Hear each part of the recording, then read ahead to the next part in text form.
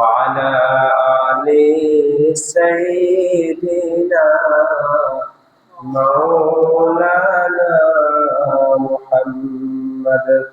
আলহামদুলিল্লাহ, আল্লাহর দরবার শুকরিয়া যে রব্বুল আলামিন আজকের পবিত্র জুমায় আল্লাহর ঘরে আসার তৌফিক দান করলেন বলে আলহামদুলিল্লাহ। হাজিরিন, আজকের আলোচ্য বিষয় হচ্ছে সিরাতুন নবী সাল্লাল্লাহু আলাইহি ওয়াসাল্লাম। সিরাতুন নবী হচ্ছে নবী করিম সাল্লাল্লাহু আলাইহি ওয়াসাল্লামের জীবন চরিত্র আলোচনা করা।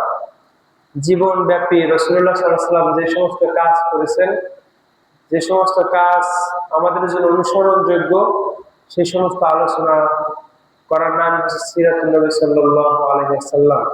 সম্মানিত হাজিরিন, আল্লাহ সুবহানাহু ওয়া তাআলা বলেন, ওয়ামা আরসালনাকা ইল্লা রাহমাতাল লিল আলামিন।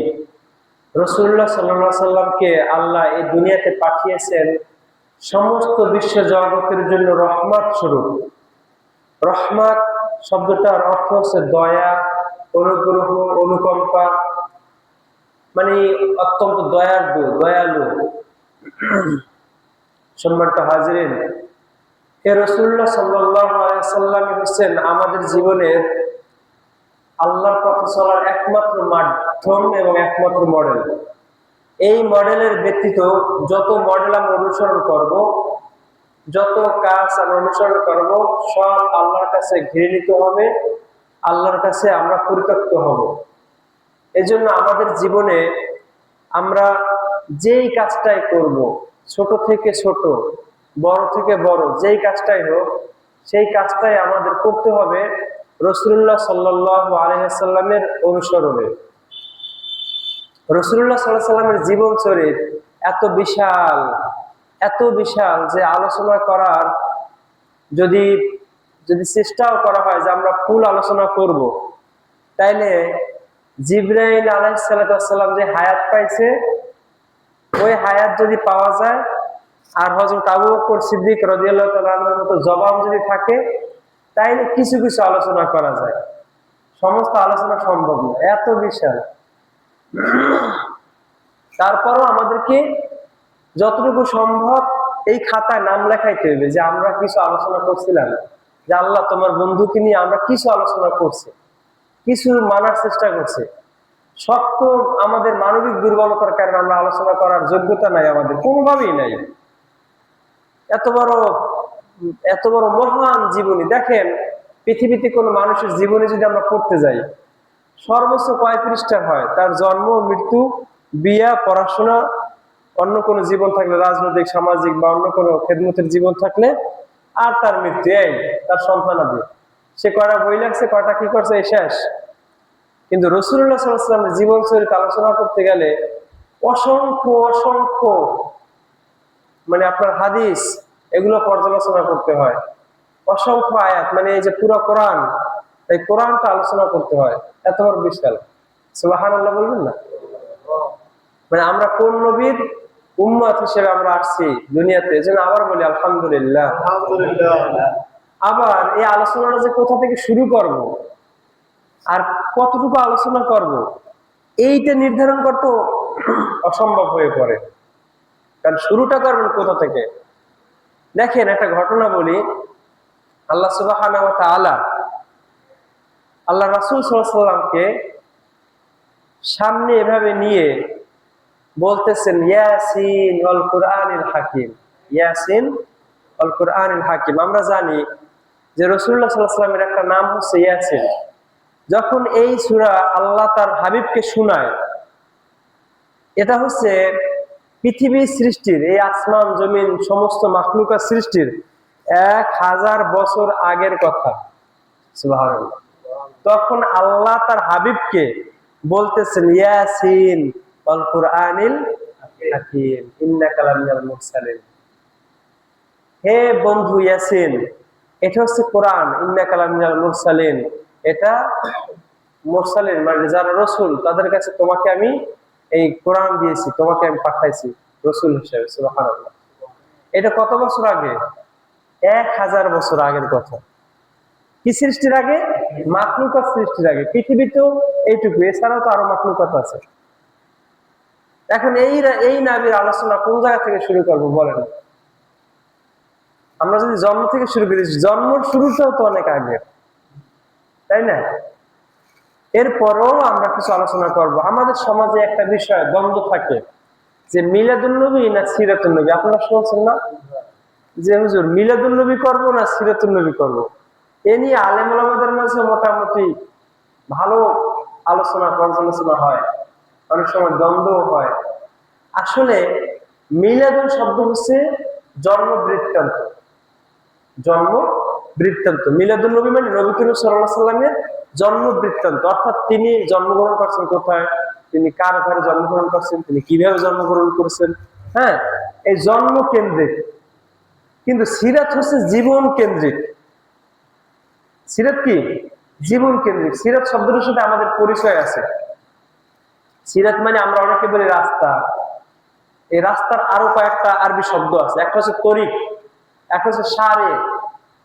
হ্যাঁ, তরিক, সারে, সাবিলুন, অনেকগুলো শব্দ আছে। কিন্তু সিরাত শব্দের একটা আলাদা অর্থ আছে, সেটা হচ্ছে কুল সিরাত। সেটা কি? ঝুলন্ত ব্রিজ। দেখেন এখানে এই শব্দটার একটু তাৎপর্য বুঝলে আমরা সামনে আলোচনা আগাইতে পারবো। যদি আমরা তরিক বলি, রাস্তা বলি, পথ বলি, এই পথ ধরেন এখানে যদি আমি আসতে চাই, ওই বাড়ির ভিতর থেকে আসতে পারবো না, মেইন রাস্তা থেকে ওই পাশ দিয়ে আসতে পারবো না। মানে এর বিকল্প কিন্তু অনেকগুলো রাস্তা পাওয়া যাবে, অথবা কোলা দিয়ে বা বিভিন্ন জায়গা থেকে আমি আসতেই পারবো, মানে এটা আসা সম্ভব। কিন্তু আমি যদি সিরাত ধরি, এটা হচ্ছে ঝুলন্ত ব্রিজ। ধরেন পদ্মা সেতু দিয়ে আপনি আসবেন, পদ্মা সেতুর মাঝ বরাবর যখন আপনি আসছেন, এখন আপনাকে ট্রাফিক বসানো হয়েছে, আপনাকে ধরছে, এখন আপনি কোন জায়গা দিয়ে পালাইবেন বলেন তো? ওই নদীতে ঝাঁপ দেওয়া ছাড়া কোনো উপায় আছে? তার মানে সিরাত হচ্ছে এই পথ ছাড়া আর কোনো পথ নাই। মাথায় ঢুকছে? সিরাতাল্লাযীনা আন'আমতা আলাইহিম ইহদিনাস সিরাতাল মুস্তাকিম। সিরাতের পথটা, সিরাতের অর্থটা আমরা বুঝতে পারছি। রাসূলুল্লাহ সাল্লাল্লাহু আলাইহি ওয়াসাল্লাম সিরাত, এই যে সিরাত মানে হচ্ছে রাসূলুল্লাহ সাল্লাল্লাহু আলাইহি ওয়াসাল্লামের জীবন চরিত্র, এটা একটাই। এছাড়া আর কোনো জীবন চরিত্র আমাদের জীবনে কোনো অনুসরণীয়, অনুকরণীয় আর কোনো জীবন চরিত্র নাই। এর বাইরে গেলে আপনি নদীতে পড়বেন, না হয় আগুনে পড়বেন। সিরাতের অর্থ তাফসিরে লেখছে যে হাসরের ময়দান থেকে জাহান্নামে যাওয়ার জন্য জান্নাতের আগে একটা পথ, একটা ঝুলন্ত ব্রিজ, সেতু। এটা অত্যন্ত সরু, অত্যন্ত চিকন। আপনি কোনোভাবে এদিক সেদিকে যেতে পারবেন না। জান্নাতে না খাস করে আগুনের মধ্যে পড়ে যেতে হবে। কেমন অবস্থা? এটার নাম কি? সিরাত। তার মানে সিরাত বলতে আমরা সংক্ষেপে যেটা বুঝি যে এমন একটা রাস্তা, এমন একটা ঝুলন্ত ব্রিজ, এর বিকল্প আর কোনো কিছুই নাই। ক্লিয়ার? এবার আসেন সিরাতুন নবী সাল্লাল্লাহু আলাইহি ওয়াসাল্লাম উপলক্ষে আল্লাহ সুবহানাহু ওয়া তাআলা কি বলছেন? আল্লাহ বলছেন, মা কানা মুহাম্মাদুন আবা আহাদিন মির রিজালিকুম ওয়ালাকিন রাসূলুল্লাহি ওয়া খাতামান নাবিয়্যিন ওয়া কানাল্লাহু বিকুল্লি শাইইন আলিম। এই আয়াতটা আমরা সবাই মোটামুটি যখন দোয়া অনুষ্ঠান হয় তখন আমরা শুনি। আমরা দোয়া অনুষ্ঠানকে অনেকে মিলাদ বলি, তাই না? অনেকে দোয়া অনুষ্ঠানকে বলে যে আজকে মিলাদ আছে। যাই হোক, মিলাদ বলি এটা আমাদের অতি আবেগ ভালোবাসার জন্য। দোয়া অনুষ্ঠান বলাটাই বেটার। মিলাদের মানে হচ্ছে রাসূলুল্লাহ সাল্লাল্লাহু আলাইহি ওয়াসাল্লামের জীবন, মানে জন্ম বৃত্তান্ত আলোচনা করা। এবার আসেন, আল্লাহ বলতেছেন যে ওয়ালাকি রাসূলুল্লাহি, রাসূলুল্লাহ। এবার সবাই কালেমা তাইয়্যিবা একটু বলেন, লা ইলাহা ইল্লাল্লাহ মুহাম্মাদুর। আচ্ছা, মুহাম্মাদুর রাসূলুল্লাহ না বলে আল্লাহ অন্যান্য নবীদের মতো এভাবে তো বলতে পারতেন, আদম লা ইলাহা ইল্লাল্লাহ, আদম সফিউল্লাহ। আদমকে তো রসুল বলে নাই, বলছে লা ইলাহা ইল্লাল্লাহ ইব্রাহিম খলিলুল্লাহ। এখানেও বলতে পারতেন লা ইলাহা ইল্লাল্লাহ ইব্রাহিম রাসূলুল্লাহ, লা ইলাহা ইল্লাল্লাহ মুসা কালিমুল্লাহ। এখানেও বলতে পারতেন মুসা রাসূলুল্লাহ। মুসা কিন্তু রসুল। রসুল বলা হয় তাদেরকে যাদের উপর কিতাব নাজিল হয়েছে। আর নবী বলা হয় তাদেরকে যাদের উপর কিতাব নাজিল হয়নি। একটু জটিল আলোচনা, কিন্তু আমাদের শুনে রাখতে হবে, বুঝতে হবে কিছুটা। না বুঝলে আমরা আলোচনার গভীরতা বুঝবো না। রসুল কে, এই রসুল কে, এই বিষয়টা আমরা বুঝতে পারবো না। লা ইলাহা ইল্লাল্লাহ, নূহ, ঈসা রুহুল্লাহ, এই যে প্রত্যেকটার সাথে, প্রত্যেক নবীর সাথে আল্লাহ অন্য কোনো শব্দ অ্যাড করেছেন, কিন্তু মুহাম্মদুর রাসূলুল্লাহর সাথে রাসূলুল্লাহ বললেন। এর কারণ কি? কারণ হচ্ছে, যদি আমরা রসুল বলি, রসুল, রসুলকে আল্লাহ দেন, রসুলকে আল্লাহ দেন, আর রসুলুল্লাহ যিনি, তাকে আল্লাহ তার অপেক্ষায় থাকেন। সুবহানাল্লাহ। মানে অন্যান্য নবীদেরকে একজন মুসা আলাইহিস সালামকে দৌড় দিয়েছে একদিন, কম সহ, কমকে পিছনে রেখে মুসা দৌড় দিয়েছেন। আল্লাহ জিজ্ঞেস করেন, মুসা তোমার জাতি কই? বলছে, আল্লাহ তারা পিছনে আসতেছে। বলছে, তুমি তাড়াতাড়ি আসলা কেন? বলছে, আল্লাহ আপনি যেন খুশি হয়ে যান আমার উপরে, এই জন্য আমি তাড়াতাড়ি আসছি। আর মুহাম্মদ সাল্লাল্লাহু আলাইহি ওয়াসাল্লামকে আল্লাহ নিজে বলতেছেন, ওয়ালা সাওফা ইউতিকা রাব্বুকা ফাতারদা, আল্লাহ আপনার উপর যেন, আপনি যেন আল্লাহর উপর খুশি হন, এই জন্য আমি আপনাকে অনেক নিয়ামত দান করতেছি। সুবহানাল্লাহ। একটু ক্লিয়ার করে বুঝতে হবে, অন্যান্য নবীদের উপর আল্লাহ খুশি হবেন, আর আল্লাহর উপর নবী খুশি হবেন, এইটাকে বলা হয় রাসূলুল্লাহ। এবার বুঝতে পারছেন? আয়াতটা একটু কঠিন হয়ে গেল, কিন্তু বুঝাইতে সহজ পারছি তো, আলহামদুলিল্লাহ। এবার আল্লাহ সুবহানাহু ওয়া তাআলা অন্যান্য নবীদেরকে, আরেকটু বলি, রসুল হচ্ছে 313 জন, পৃথিবীতে রসুল হচ্ছে 313 জন আসছে। নবী তো অসংখ্য, কোন কোন মতে 1,24,000, 2,24,000 এরকম মতান্তর আছে, কিন্তু রসুল হচ্ছে 313 জন। সর্বশ্রেষ্ঠ, সর্বমহান যে রসুল, তিনি হচ্ছেন মুহাম্মদুর রাসূলুল্লাহ সাল্লাল্লাহু আলাইহি ওয়াসাল্লাম। কেমন রসুল দেখেন, অন্যান্য নবীদেরকে আল্লাহ 8 জন নবীকে কোরআনে ডাক দিয়েছেন, বলছেন, ইয়া আদম উসকুন আনতা ওয়া যাওজুকাল জান্নাহ, হে আদম তুমি এবং তোমার স্ত্রী জান্নাতে বসবাস করো। আদম সরাসরি নাম ধরে ডাক দিচ্ছে, হে আদম, এ আব্দুল্লাহ, এ করিম, এ আব্দুল করিম, এভাবে নাম ধরে আমরা ডাকি না? তা আল্লাহ সরাসরি নাম ধরে ডাক দিচ্ছেন। এরপরে আল্লাহ সুবহানাহু ওয়া তাআলা হযরত মূসা আলাইহিস সালামকে ডাক দিয়েছেন, ওয়া মা তিলকা বিয়ামিনিকা ইয়া মূসা, ইয়া মূসা, হে মূসা, হে মূসা, সরাসরি নাম ধরে।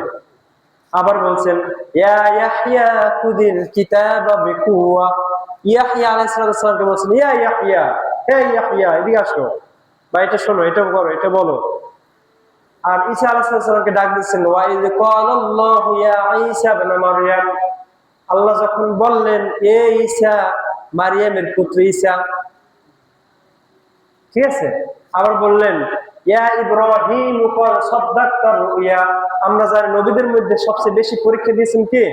ইব্রাহিম আলাইহিস সালাম। তাকেও নাম ধরে সরাসরি ডাক দিচ্ছেন, ইয়া ইব্রাহিম ক্বাদ সাদ্দাকতা রুইয়া, হে ইব্রাহিম।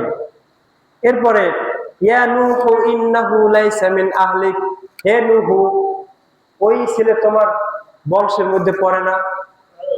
মানে নূহ আলাইহিস সালামকে কি সরাসরি আল্লাহর নাম ধরে ডাক দিয়েছেন। যে আমাদের মুহাম্মদুর রাসূলুল্লাহ সাল্লাল্লাহু আলাইহি সাল্লামকে নাম ধরে ডাক দেন না, তিনি বলছেন ইয়াসিন, ইয়াসিন। আবার বলছেন, যখন কম্বল গায়ে দেওয়া, তখন বলছে, হে কম্বলওয়ালা, ইয়া আইয়ুহাল মুজাম্মিল, হে কম্বল আবৃতওয়ালা, ওঠো। আবার যখন সে আপনার খাতা গায়ে দেওয়া বা এরকম কিছু একটা গায়ে দেওয়া বা চাদর গায়ে দেওয়া, তখন বলতেছে, ইয়া আইয়ুহাল মুদাসসির, ইয়া আইয়ুহাল মুদাসসির কুম ফাআনজির রাব্বাকা ফাকাব্বির। মানে কোথাও তার নাম ধরে ডাকেন না। এবার আল্লাহ নিজে তার নামে কসম খাইছেন, বলছেন, অদ্দুহা ওয়াল্লাইলি ইযা সাজা, আল্লাহ নিজে তার নামের সাথে কসম খাইছেন, কিন্তু নাম ধরে ডাকবেন না। সুবহানাল্লাহ। কেমন নবী! হ্যাঁ, একবার নাম ধরে ডাক দিবেন হাসরের ময়দানে, হাসরের ময়দানে একবার নাম ধরে ডাক দিবেন। কখন? যখন মুহাম্মদুর রাসূলুল্লাহ সাল্লাল্লাহু আলাইহি ওয়াসাল্লাম উম্মতের চিন্তায় পেরেশানি হয়ে সেজদায় পড়ে যাবেন, কান্না করতে থাকবেন, অঝরে অজস্র কান্না করতে থাকবেন, তখন আল্লাহ ডাকবেন, ইয়া মুহাম্মদ ইরফা রাসাকা, এরকম হাত মাথায় কুদরতি হাত আল্লাহ বুলাই দেবে, মুহাম্মদ ওঠো ওঠো, তোমার মাথা জাগাও, কি চাও তুমি বলো। সুবহানাল্লাহ। আপনি কি চান আমাকে বলেন, আপনি কাঁদতেছেন কেন? কাদের জন্য কাঁদতেছেন? উম্মতের জন্য। পৃথিবীতে এমন কোন মানুষ নাই যে আপনার জন্য কান্না করবে, এমন কোন পীর নাই, এমন কোন নেতা নাই। অথচ যেই নেতা কান্না করবেন সেই নেতাকে মডেল হিসেবে নিতে পারি না আমরা প্রত্যেকটা জীবনের ক্ষেত্রে। মুসলমানরাই নিতে পারে না, অমুসলিমরা তো দূরে থাকে। নিতে পারে না কেন? স্বার্থের দ্বন্দ্বে, লোভে পড়ে তারা এটা করতে পারে না। অথচ সর্বশ্রেষ্ঠ মানুষ মহামানব হযরত মুহাম্মদ রাসূলুল্লাহ সাল্লাল্লাহু আলাইহি ওয়াসাল্লাম তার জীবনী গ্রন্থ, তার জীবনী আলোচনা করছে, লেখছে প্রায় 1 লক্ষের উপরের লেখক। সুবহানাল্লাহ। 1 লক্ষের উপরে লেখক শুধু তার জীবন আলোচনা করছে, লেখছে। একজন লেখলে তার জীবনে কিছু থাকে না। সাহাবায়ে কেরাম সবসময় এমন ভাবে নজর রাখতেন যে রাসূল সাল্লাল্লাহু আলাইহি ওয়াসাল্লাম কি করেন, কি বলেন, এই ব্যাপারে তাদের অনেক আগ্রহ ছিল। অথচ আমাদের প্রত্যেক জুমায় অনেক হাদিস আলোচনা হয়, অনেক আলোচনা হয়, আমরা আসি শেষ সময়, যখন হুজুর একটু করে তো একামত দিয়ে দাঁড়াবে যখন, তখন এসে দাঁড়ায়। অথচ প্রত্যেক জুমায় এমন কোন জুমা নাই যে জুমায় 2-1 হাদিস রাসূলুল্লাহ সাল্লাল্লাহু আলাইহি ওয়াসাল্লামের জীবন থেকে 2-1 কথা আলোচনা না হয়। সম্মানিত হাজিরিন, এবার আসেন, আল্লাহ সুবহানাহু ওয়া তাআলা বললেন, লাকাদ কানা লাকুম ফি রাসূলিল্লাহি উসওয়াতুন হাসানাহ, তোমাদের মধ্যে, তোমাদের জন্য রাসূলুল্লাহ সাল্লাল্লাহু আলাইহি ওয়াসাল্লামের মধ্যে সর্বোত্তম আদর্শ রয়েছে। লাকাদ কানা লাকুম ফি রাসূলিল্লাহি উসওয়াতুন হাসানাহ। অপর আয়াতে আল্লাহ বলেন, ওয়া ইন্নাকা লাআলা খুলুকিন আযীম, আল্লাহর রাসূলের চরিত্র মহান চরিত্র, যার কোনো দিক এবং দক্ষিণ নাই, যার কোনো প্রশস্ততা নাই, যার কোনো দৈর্ঘ্য এবং প্রস্থ নাই। সম্মানিত হাজিরিন, এই জন্য আমাদেরকে রাসূলুল্লাহ সাল্লাল্লাহু আলাইহি ওয়াসাল্লামের জীবন চরিত্র জানতে হবে। সম্মানিত হাজিরিন, আল্লাহ সুবহানাহু ওয়া তাআলার হাবিব কেমন হাবিব সেইটা একটু বলি। রাসূলুল্লাহ সাল্লাল্লাহু আলাইহি ওয়াসাল্লাম যখন রাস্তা দিয়ে হাঁটতেন তখন তাকে মাখলুকাত সালাম দিতেন। কি করতেন? একদিন আবু বকর, ওমর, উসমান, আলী রাদিয়াল্লাহু তাআলা সহ সাহাবায়ে কেরাম এরা রাসূলুল্লাহ সাল্লাল্লাহু আলাইহি ওয়াসাল্লাম শুধু যাচ্ছেন। এখন দেখেন যে শুধু সালাম আর সালাম, শুধু সালাম আর সালাম। এখন সবাই পিছনে তাকায়, এদিক সেদিক তাকায়, কে সালাম দেয় রাসূলুল্লাহ সাল্লাল্লাহু আলাইহি ওয়াসাল্লামকে? হ্যাঁ, আসসালামু আলাইকুম ইয়া রাসূলুল্লাহ, আসসালামু আলাইকুম ইয়া হাবিবাল্লাহ, আসসালামু আলাইকুম ইয়া নবিয়াল্লাহ। কারা সালাম দেয়? কারা সালাম দেয়? খুঁজে দেখে পায় না। রাসূলুল্লাহ সাল্লাল্লাহু আলাইহি ওয়াসাল্লাম মিসকিন সে বলতেছেন, এই কাউকে তো দেখবা না, ওরা তো মানুষ না, ওরা তো এই মাখলুকাত, এই যে ঘাস, এই যে যা কিছু দেখো গাছপালা, এরা সালাম দিচ্ছে। সুবহানাল্লাহ। আর আমরা জুমার খুতবা চলতেছে, রাসূলুল্লাহ সাল্লাল্লাহু আলাইহি ওয়াসাল্লাম হাদিস চলতেছে, আমরা কথা বলতেছি। এটা হয় না আমাদের মধ্যে? কত আদবের খেলাফ করি আমরা। রাসূলুল্লাহ সাল্লাল্লাহু আলাইহি ওয়াসাল্লামের নাম উচ্চারণ হয়, আমরা সাল্লাল্লাহু আলাইহি ওয়াসাল্লাম বলি না, কারণ আমাদের মুখে এমন ভাবে তালা লেগে গেছে, অন্তর থেকে আসে না। অন্তর থেকে না আসলে, ভালোবাসা না জানলে, ওই ভালোবাসা জোর করে কয়দিন করানো যায়? সম্মানিত হাজিরিন, একবার একটা খেজুর গাছ, আল্লাহ রাসূল সাল্লাল্লাহু আলাইহি ওয়াসাল্লাম যেখানে খুতবা দিতেন ওর সামনে একটা খেজুর গাছ ছিল। খেজুর গাছের মাথাটা ছিল কাটা, খেজুর গাছের মাথাটা কাটা। তো এক সাহাবী, মহিলা সাহাবী বললেন, ইয়া রাসূলুল্লাহ, আপনার জন্য আমি একটা মেম্বার বানাই দিতে চাই। তো এই কথা শুনে বলছে, ঠিক আছে, তুমি দাও, মেম্বার বানাই দিবা, দাও। এখন এই কথা শুনে ওই খেজুর গাছটা কান্না শুরু করে দিচ্ছে, অঝরে কাঁদতেছে, গুড়াগাড়া যেরকম হাঁপাই হাঁপাই কাঁদে না, ওইরকম কাঁদতেছে। এখন সবাই তো অবাক, কান্না করে কে? তখন দেখে যে খেজুর গাছটা এভাবে এভাবে দুলতেছে আর কান্না করতেছে, সাউন্ড এরকম আসতেছে। রাসূলুল্লাহ সাল্লাল্লাহু আলাইহি ওয়াসাল্লাম তার কাছে গেলেন, ফালতামাযাহু, তাকে এভাবে আগলাইয়ে ধরলেন, ফাতানাকাহু, তার ঘাড়টাকে খেজুর গাছের ঘাড়ের সাথে এভাবে লাগাইলেন। অর্থাৎ একটা বাচ্চা যখন কান্না করে আমরা কি করি, তাকে এভাবে বুকে জড়াই নিই, তারপর এই মাথাটা তার এখানে রাখি, তাই না? এরপর এরকম পোষাই দেয়, মুসাই দেয় যে বাবা কি হয়েছে বলো, কান্না করো না, থামো, কি হয়েছে আমার কাছে বলো, এরকম আদর করে বলি না। তো খেজুর গাছটাকে আল্লাহ রাসূল সাল্লাল্লাহু আলাইহি ওয়াসাল্লাম আদর করতে, দেখো খেজুর গাছ খুব কান্না করতেছে, মানে ওরকম হাঁপায় হাঁপায় কান্না করতেছে। পরে আস্তে আস্তে আস্তে আস্তে থামছে। এরপর রাসূল সাল্লাল্লাহু আলাইহি ওয়াসাল্লাম বলছেন কি হয়েছে, কান্না করতেছো কেন? বলছে ইয়া রাসূলুল্লাহ, আমার একটা আবদার আছে আপনার কাছে। কি আবদার? আবদার হচ্ছে কাল কিয়ামতের বা জান্নাতে আমি আপনার মেম্বার হিসেবে থাকতে চাই। সুবহানাল্লাহ। এখন বলতেছে ঠিক আছে, তাহলে এই জন্য কান্না করতেছো? চিন্তা করেন তো, খেজুর গাছের রাসূলুল্লাহ সাল্লাল্লাহু আলাইহি ওয়াসাল্লাম বলছেন যে তুমি কি চাও, তোমারে ভরপুর আমি ফল দেই, আজীবন ফল থাকুক, এটা চাও, বা কি চাও তুমি বলো? খেজুর গাছের মাথা কিন্তু কাটা। সে বলতেছে তুমি কি চাও? খেজুর গাছ বললো কি, আমি আপনার মেম্বারে অংশ হতে চাই। সুবহানাল্লাহ। খেজুর গাছ, আর আমরা তো হচ্ছি মানুষ। সম্মানিত হাজিরিন, একবার আল্লাহ রাসূল সাল্লাল্লাহু আলাইহি ওয়াসাল্লাম সাহাবায়ে কেরাম নিয়ে যাচ্ছেন। যাওয়ার সময় পথে অনেকগুলা বাঘ, বিশাল বাঘের সমাবেশ, সবাই কান্না করতেছে। রাসূলুল্লাহ সাল্লাল্লাহু আলাইহি ওয়াসাল্লাম থমকে দাঁড়াইলেন, দাঁড়ায় তাদের কাছে গেলেন, গিয়ে জিজ্ঞেস করেন কি হয়েছে, কান্না করো কেন? কারা? কাদেরকে জিজ্ঞেস করতেছে? বাঘকে জিজ্ঞেস করতে, কি হয়েছে তোমরা কান্না করো কেন? অসংখ্য বাঘ। বাঘ জবাব দিতেছে ইয়া রাসূলুল্লাহ, আমরা তো খাই গোশত, এখন গোশত হচ্ছে আপনার সাহাবীদের বকরি বা উট বা এই সমস্ত জাতীয় জিনিস, দুম্বা টুম্বা এইসব, আমরা তো ওখানে খাইতে পারতেছি না, কিন্তু আমাদের পেটেও ক্ষুধা। এখন আপনি একটা সিদ্ধান্ত দিয়ে দেন, মানে ওদেরকে বলেন, সাহাবায়ে কেরামদেরকে বলেন তারা যেন আমাদের জন্য কিছু বস্তু বরাদ্দ রাখে। কার কাছে নালিশ দিচ্ছে? রাসূলুল্লাহ সাল্লাল্লাহু আলাইহি ওয়াসাল্লামের কাছে। সুবহানাল্লাহ। এখন রাসূলুল্লাহ সাল্লাল্লাহু আলাইহি ওয়াসাল্লাম পিছনে তাকাই বলতেছে, এই সাহাবীরা, তোমরা যে বকরি পালো, যে দুম্বা পালো, যে পশু পালো, এই পশু থেকে ওদের জন্য কিছু বরাদ্দ করে দাও, কারণ ওরা তো না খাইয়ে আছে, ওরা ক্ষুধার্ত, তোমাদের তা ধরে না, আমার সাহাবী বিধায় তোমাদের এই বকরিগুলো ওরা ধরে না, সাহস পায় না, তোমরা একটু বলে দাও যে তোমরা ওদের জন্য কি দিবা। সাহাবায়ে কেরাম তো এরকম না যে আল্লাহ রাসূল আমরা একটা বকরি দেব, বা নিজেদের সিদ্ধান্ত নিজেরা দিতেন না। আমাদের মসজিদে যদি কিছু দান সদকা চাই, হাত ওঠে না, মোটে কোনো হাত ওঠে না। কেন?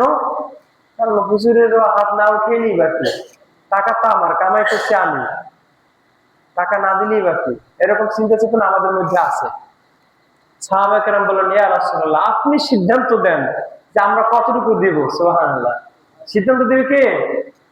রাসূলুল্লাহ সাল্লাল্লাহু আলাইহি ওয়াসাল্লাম। আল্লাহ রাসূল সাল্লাল্লাহু আলাইহি ওয়াসাল্লাম সিদ্ধান্ত দিয়েছেন কি জানেন? সাহাবায়ে কেরামদেরকে বলছে যে তোমাদের বকরি, তোমাদের পশু তোমরা সংরক্ষণের সর্বোচ্চ চেষ্টা করবা। আর বাঘদের কি বললেন যে বাঘ, তোমাদের যতটুকু দরকার তোমরা ওখান থেকে খেয়ে নিবা। সুবহানাল্লাহ। মানে কাউরে কি বেঞ্চে করলো না, মানে হচ্ছে পারমিশন দিয়ে দিচ্ছে যে খাও, অসুবিধা নেই, তোমাদের যতটুকু দরকার ততটুকুই খাওয়া। রাসূলুল্লাহ সাল্লাল্লাহু আলাইহি ওয়াসাল্লাম হেঁটে যাচ্ছেন, যাওয়ার সময় দেখলেন একটা জীর্ণ শীর্ণ উট কান্না করতেছে, জীর্ণ শীর্ণ উট, চোখের পানিতে রাসূলুল্লাহ সাল্লাল্লাহু আলাইহি ওয়াসাল্লামকে দেখে চোখের পানি একদম ভরপুর হয়ে গেছে। রাসূলুল্লাহ সাল্লাল্লাহু আলাইহি ওয়াসাল্লাম তার কাছে গেলেন, যাওয়ার পর উটের সাথে তার যে কথাবার্তা হয়ে গেল, রাসূলুল্লাহ সাল্লাল্লাহু আলাইহি ওয়াসাল্লাম বললেন এই উটের মালিককে, তাকে ডাকো। ডেকে বললেন তুমি এই উটটাকে দিয়া সব কাজ করাও, যাবতীয় যত কাজ আছে করাও, কিন্তু খাবারের ব্যাপারে তোমার উদাসীনতা কেন? উটটা যে না খেয়ে আছে, ও যে কষ্ট হচ্ছে ওর, এটা তুমি বোঝো না কেন? তুমি যদি আল্লাহর কাছে দাঁড়াও কি জবাব দেবে? সুবহানাল্লাহ বলবেন না? একটা উট, ওরও নবীকে মুহাম্মদ রাসূলুল্লাহ সাল্লাল্লাহু আলাইহি ওয়াসাল্লাম, ওরও রসুল, একটা বাঘের রসুল, একটা খেজুর গাছ যে মৃত্যু পেরায়, তারও রসুল আমাদের মুহাম্মদুর রাসূলুল্লাহ সাল্লাল্লাহু আলাইহি ওয়াসাল্লাম। একবার এক ইহুদি একটা তফ নিয়ে যাচ্ছে, তফ অথবা দফ শব্দটা এভাবে হবে, এটা গুইসাপের মতো, গুইসাপও না, এইটা ওই ইয়াতেই জন্মে, সৌদি আরবই জন্মে, যারা গেছেন তারা হয়তোবা দেখছেন। এটা অন্য কোনো পৃথিবীর অন্য কোথাও জন্মে না। তো ওইটা মৃত্যু, ওইটা এরকম লাঠির সাথে ঝুলাইয়া কান্দে এভাবে নিয়ে আসতেছে এক ইহুদি, সাথে আরো একজন আছে। তো রাসূলুল্লাহ সাল্লাল্লাহু আলাইহি ওয়াসাল্লাম দাঁড়ায় দাঁড়াইয়া সাহাবা কেরামকে কিছু দিনের তালিম দিচ্ছে, দাওয়াত দিচ্ছে। এখন ওই যে ইহুদি আসছে, এসে জিজ্ঞেস করছে এই লোকটা বকবক করে, এই লোকটা কে? আমরা বলি না এই লোকটা তো বকবক করে, কে উনি কে? কারণ ওই যে পাশে যে ওনার সাথে উনি বলছে যে ওই যে আরবের যে আব্দুল্লাহর ছেলে মোহাম্মদ আছে না, মোহাম্মদ, ও এরকমের খালি কথা বলতেই থাকে সবার সঙ্গে সঙ্গে, আল্লাহ অমুক সমুক এসব দাওয়াত টাওয়াত দেয়, এই সমস্ত। ও এইটা সেই মানুষ যে ওই সব অরাজকতা সৃষ্টি করে, বাবার কাছ থেকে ছেলেকে সরাই নেয়, স্বামীর কাছ থেকে স্ত্রীকে সরাই নেয়, স্ত্রীর কাছ থেকে স্বামীকে সরাই, সন্তানের কাছ থেকে বাবা মা সরাই নেয়, এই সেই লোক। আজকে পাইছি ও, আজকে জন্মের গালাগালিজ করবো। গ্রামের মানুষ কিন্তু গালাগাল ভালো পারে, দেখবেন এই ঝগড়া বাজবে দেখবেন সব গালি একসাথে দেয়, মুখস্থ হাফেজ, গালি হাফেজ।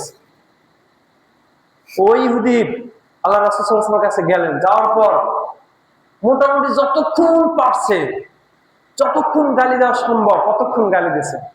পাশে দাঁড়ানো হচ্ছে ওমর রাদিয়াল্লাহু তাআলা আনহু, মেজাজ তো গরম ওমরের, এইখানে তরবারি রাখা, এরকম বারবার উঠায়, আবার আল্লাহ রাসূলের দিকে তাকায়, দেখে রাসূলুল্লাহ সাল্লাল্লাহু আলাইহি ওয়াসাল্লাম কোনো রিয়াকশন দেখায় না, যেরকম আলোচনা করতেছে। আর অনুমতি ছাড়া তো সাহাবায়ে কেরাম কিছু করতেন না। ওমর রাদিয়াল্লাহু তাআলা বারবার তলার উঠায়, আবার আল্লাহ রাসূলের দিকে তাকায়, তাকাচ্ছেন আবার উঠায়, এরকম আবার রাখে। এরপর অনেকক্ষণ হওয়ার পর ধৈর্যের বাঁধ ভেঙে গেছে। এখন বলতেছে ইয়া রাসূলুল্লাহ, আপনি আদেশ দেন, ওরে আমি এখনই কল্লাটা ফালাই দিই। ওমরের নাম তো আমরা জানি, চরম লেভেলের রাগ। আল্লাহ রাসূল বলছেন, ওমর ধৈর্য ধারণ করো। একজন ধৈর্যশীল ব্যক্তি, নবী হওয়ার প্রথম গুণ হচ্ছে ধৈর্যশীল ব্যক্তি। আল্লাহ রাসূল বলতেছেন যে তুমি নবী হইতা যে ধৈর্যশীলের এই গুণটা তুমি পাইতা, ধৈর্যশীলতার গুণটা যদি তুমি পাইতে, তাই প্রায় গেছিলাম নবী হইয়া, কারণ তোমার মধ্যে সব গুণই প্রায় আছে, কিন্তু ধৈর্যের গুণটা নাই। ওমর রাদিয়াল্লাহু তাআলা এভাবে হাত এভাবে নিয়ে এভাবে দাঁড়ায় রয়েছে, মানে আল্লাহ রাসূল নিষেধ করছে। আর ওই ব্যক্তি গালি দিতে দিতে দিতে দিতে এখন ক্লান্ত হয়ে গেছে। বুঝুন কেমন গালি দিছে, ক্লান্ত হয়ে গেছে, এখন আর কিছু বলে না, থেমে গেছে, এরকম দাঁড়ায় রয়েছে। আর রাসূলুল্লাহ সাল্লাল্লাহু আলাইহি ওয়াসাল্লাম বলতেছেন, তোমার কাজ শেষ, তোমার বয়ান শেষ? মিসকে আসে দিয়ে বলবে তোমার কাজ শেষ? বলছে হ্যাঁ শেষ। এখন আমি কিছু বলবো, তোমাকে কিছু কথা বলতে পারি? হ্যাঁ বলো। রাগের সাথে, বুঝছেন? বলছে তুমি কি জানো আমি কে? তুমি কি জানো আমি কে? বলছে তুমি তো সেই ব্যক্তি যে এইসব ইয়ে করো। বলছে আমি হচ্ছি মুহাম্মদুর রাসূলুল্লাহ সাল্লাল্লাহু আলাইহি ওয়াসাল্লাম, আমি আল্লাহর রাসূল। বলছে ধর বেটা, এইসব রাসূল আর বলিস না, পারলে প্রমাণ কর। এখন আল্লাহ রাসূল সাল্লাল্লাহু আলাইহি ওয়াসাল্লাম বলছেন কিভাবে প্রমাণ করতে পারি? বলছে আমার এই কাঁধে যে ত্বকটা আছে, মৃত্যু ত্বক, এই ত্বক যদি তোমারে বলে যে তুমি আল্লাহ রসুল, তাহলে আমি বিশ্বাস করবো। বলে এই ত্বকটাকে মাটিতে ফেলাইছে, মানে এই যে গুই সাপের মতো একটা প্রাণী, ওইটাকে সে ঠান্ডা না, ঠান্ডা ঠান্ডা, ওইটাকে আরবিতে বলে স্তফ, ওইটাকে এরকম মাটিতে ফেলাইছে। ফলানোর পর আল্লাহ রাসূল বললেন, এই তফ ইরফা রাসাকা। এখন তফ আস্তে আস্তে আস্তে আস্তে এরকম নড়াচড়া শুরু করছে। সুবহানাল্লাহ। সাহাবা ওমর রাদিয়াল্লাহু তাআলা তাকায় রয়েছে, ওই ইহুদি তাকায় রয়েছে, ওই ওর সাথে যে লোক তাকায় রয়েছে, সাহাবা কেরাম সবাই তাকায় রয়েছে। ওইটা আস্তে আস্তে এভাবে নড়াচড়া করতেছে। কতক্ষণ পর চোখ দুটো এভাবে ফুটাইয়া তুলছে, এরপর মুখ খুলছে। মুখ খুলে বলতেছেন, আপনি হচ্ছেন রসুল রব্বিল আলামিন। সুবহানাল্লাহ। আপনি কে? রসুল রব্বিল আলামিন। রসুল্লাহ বলেন নাই, বলছেন আপনি সমস্ত বিশ্ব জগতের যত কিছু আছে এদের যিনি রব, তার রসুল আপনি। সুবহানাল্লাহ। আপনি সমস্ত কিছুর রসুল। এরপর বলছেন, এই তো বলো আমি কে? তো আপনি জিজ্ঞেস করলেন আমি কে? বলছে আপনি রহমাতাল লিল আলামিন। সুবহানাল্লাহ। এখন ওই ইহুদি থরথর করে কাঁপতেছে, খাইছে তো, ওরে আনলাম মারিয়া, ওই এতক্ষণ আমার কান দিয়ে লইলাম, এখনো কথা বলতেছে, খাইছে তো, কোন কার কাছে আসছি, আমি তো বেয়াদবি করে ফেলছি। এরপরে মুহাম্মদ সাল্লাল্লাহু আলাইহি ওয়াসাল্লাম বললেন, এবার বুঝছো আমি কে, বুঝতে পারছো? বলছে ইয়া রাসূলুল্লাহ আমাকে কালেমা পড়াই দেন, লা ইলাহা ইল্লাল্লাহ মুহাম্মাদুর রাসূলুল্লাহ। রাসূলুল্লাহ সাল্লাল্লাহু আলাইহি ওয়াসাল্লাম চরিত্র দিয়েই ইসলাম এত দূর ছড়াইছে, স্প্রেড করছে। কি দিয়া? চরিত্র দিয়া। কি দিয়া? কথা বলে না, দুই চারজন কথা বলতে সবাই এদিক সেদিক মনোযোগ। রাসূলুল্লাহ সাল্লাল্লাহু আলাইহি ওয়াসাল্লাম ইসলাম কায়েম করছে কি দিয়া? আমাদের কি দরকার তাইলে? ওই যে ওমর রাদিয়াল্লাহু তাআলার মতো যদি রাগ করি, ধৈর্য হারা হয়ে যায়, ইউনূস আলাইহিস সালামের মতো যদি ধৈর্য হারা হয়ে পালাইয়া চলে যায়, ইয়াকুব আলাইহিস সালামের মতো ধৈর্য হারা হওয়ার মতো উপক্রম হয়, যদিও তারা ধৈর্য ধরছে, সর্বোচ্চ চেষ্টা করছে, কিন্তু আমরা এই গুণগুলো অর্জন করতে পারি নাই। যারা অর্জন করছে তারা অবশ্যই মহামানুষ হয়েছে, রাসূলুল্লাহ সাল্লাল্লাহু আলাইহি ওয়াসাল্লামের খাঁটি উম্মত হইতে পারছে। চরিত্র, আমাদের চরিত্রটা যদি বিশ্লেষণ করি, দিনে এক রাতে এক, ভিতরে এক বাহিরে এক। আপনি নিজে নিজে, আমার নিজে যদি আমি বিশ্লেষণ করি যে আমার চরিত্রটা কেমন, দেখবেন ভিতরে অহংকার, হিংসা, অমুক সবকিছুতে পুরো কলজেটা ভরা, হৃদয়টা ভরা, বাহিরে পুরা পিসাব, পুরা মুসল্লি। এইটা যদি হয়, রাসূলুল্লাহ সাল্লাল্লাহু আলাইহি ওয়াসাল্লামের চরিত্র ভিতরেও যা বাহিরেও তা। যদি সেইটা না হইতো, রাসূলুল্লাহ সাল্লাল্লাহু আলাইহি ওয়াসাল্লাম যখন প্রথম তার ওয়াইফের কাছে হযরত খাদিজাতুল কুবরা রাদিয়াল্লাহু তাআলা আনহার কাছে আসলেন, আমার কাছে আসলেন, বললেন যে ঝাম্মিলুনি ঝাম্মিলুনি, আমাকে কম্বল দিয়ে জড়াই ধরো। তখন খাদিজাতুল কুবরা রাদিয়াল্লাহু তাআলা বলছেন যে আপনার কোনো ভয় নাই, আপনি এমন কোনো কাজ করেন নাই যে কাজের জন্য আপনাকে ভয় পেতে হবে, বরং আমি যেটা বিশ্বাস করছি বা যেটা ধারণা করছি আপনারা তো সেইটাই, আপনি মুহাম্মাদুর রাসূলুল্লাহ সাল্লাল্লাহু আলাইহি ওয়াসাল্লাম। রাসূলুল্লাহ যখন দাওয়াত দিয়েছেন সাথে সাথে ইসলাম গ্রহণ করছেন। দেখেন, পৃথিবীর মানুষ সবকিছু বিশ্বাস করতে পারে, কিন্তু আপনার চরিত্র সম্পর্কে আপনার বউ অনেক সময় বিশ্বাস করবে না। তুমি যে কেমন, এত বিশ্বাস দিয়ে আমার সাথে দেখাইও না, তোমার আদ্যপান্ত আমি জানি, তোমার পা থেকে মাথা পর্যন্ত আমার নখদর্পণে আছে, তুমি আমার সাথে এত বিশ্বাস দিয়ে করো না। এই জন্য আল্লাহ রাসূল সাল্লাল্লাহু আলাইহি ওয়াসাল্লাম বলছেন, যার স্ত্রী ভালো, স্বামী মারা যাওয়ার পর সাক্ষী দেবে যে আমার স্বামী ভালো ছিল, ওই স্বামী জান্নাতি। সুবহানাল্লাহ। এটাতে একটা এক্সাম্পল দিলাম।